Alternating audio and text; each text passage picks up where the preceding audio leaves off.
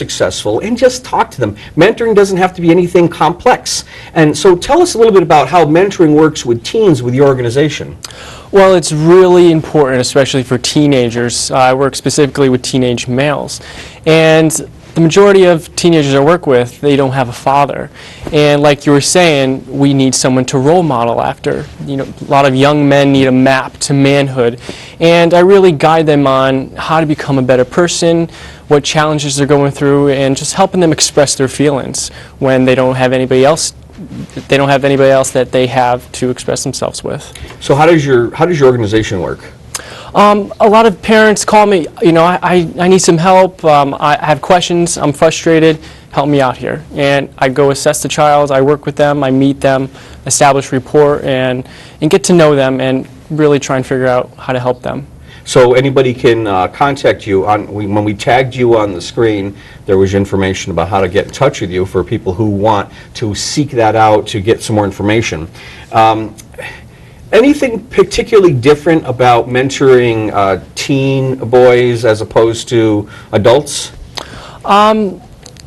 There's some similarities and some differences, but a lot of differences is the teenagers aren't really able to express themselves sometimes fully, and the parents get frustrated and the kid gets frustrated, and I'm there to kind of mediate and also help the child effectively communicate with the parents.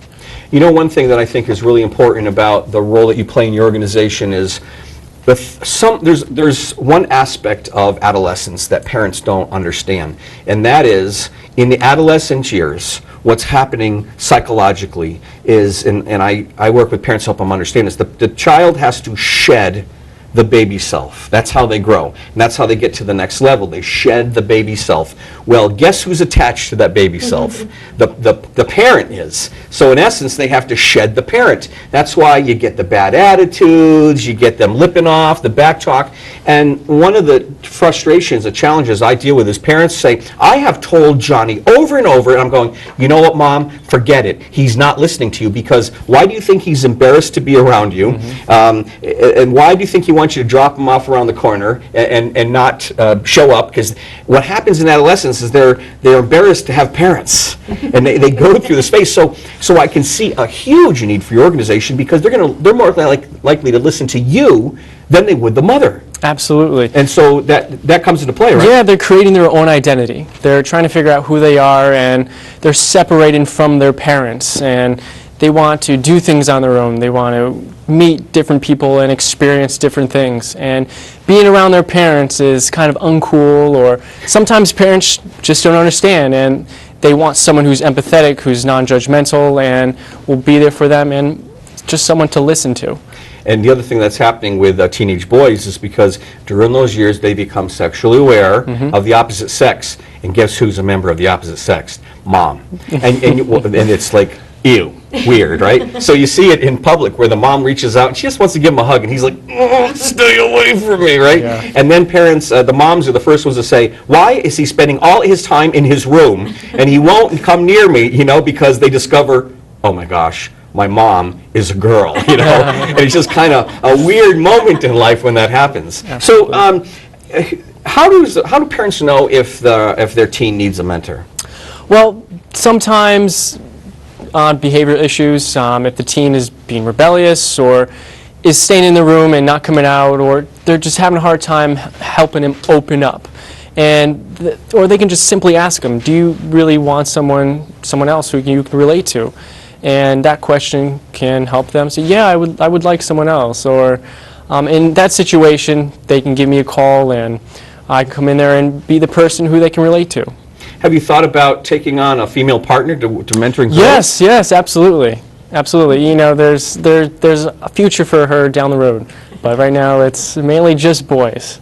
And how do you get the word out? How do parents find out about you? Because you and I met through a professional network, and I was reading your bio, and I'm like, how come I don't know about this guy, you know? I do this TV show in Connecticut, and this is really important. What do you do now to get the word out to parents? It's a lot of parents who refer me, a lot of networking, and believe it or not, social networks really help. Parents reach out to me a lot and ask me questions, and I'm in the process of creating a blog, which I think will be really beneficial and to help me expand. Yeah, and you know what? Now that we've met, I will look for opportunities for you to get you in front of parents. Because parent workshops, parent fairs, information fairs are around the state, and I'll be sure to make sure and share that information with you Great. when I learn more about that. Conferences are another place. So, have you seen any particular unique challenges with teenagers that were kind of challenging?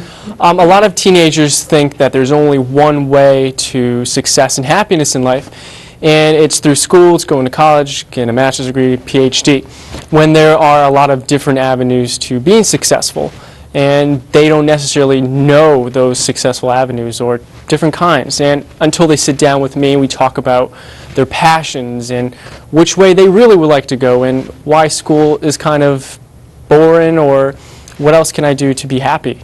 So, and that really stresses them out and it overwhelms them. And the parents are like, why aren't you getting good grades?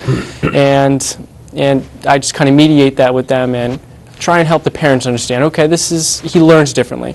And maybe we can go to a different school or try something different. Do you, when you're working with the teen, do you do kind of like some clinical work to find out what's keeping them from moving forward? Because I know the big complaint I get is a lot of parents say he stays in his room and we never see him. He comes out for dinner and high school graduation. Anything with that? I don't think he's in his room all the time, 24/7. And I asked him, well, have you talked to them? And I think it's really important to create dialogue with your teenager, and a lot of parents don't. Okay, why is he acting this way? Have you asked him, what are his interests? And they might not say, I don't know, I haven't talked to him. Well, why haven't you? And it's just kind of coaching the parent as well. And one of the problems I've seen is I've seen some teens where the parent says, what are you going to be when you grow up? I don't know. Yeah. What do you mean you don't know? And before you know it, there's a break in the relationship because the parents want them to go on to be a doctor, and he just likes getting through phase 3 of the video game he's in. So the communication, it needs to happen more and more bonding. I always encourage parents to relax over the attitude because that kind of turns them off. But we really need to have more parents hear about what you do, and you're doing an awesome job, and I really appreciate you coming on the show. Thank you for having me. Good luck to you. Thank you.